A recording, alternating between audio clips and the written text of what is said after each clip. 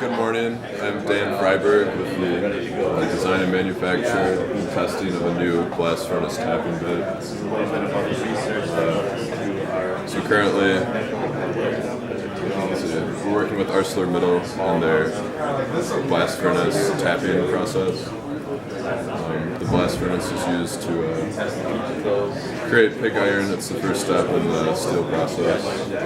They basically bore through the side of it with a bit, one-time use bit to tap the furnace, which they can access the liquid iron. The issue is bits are expensive and they break up and fall apart.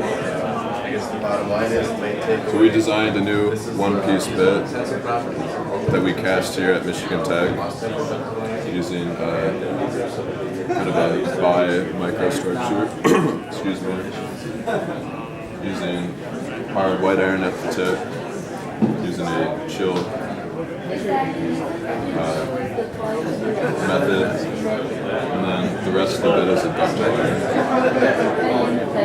So basically, one-piece design, replacing the multi-component structure, cheaper, better. And then here, use the temperature characterization using the principles of recrystallization to determine the temperature of the bit. Through that, we did a mechanical study looking at different geometries of the cutter. Performed statistical analysis with both of our chemistries and mechanical studies.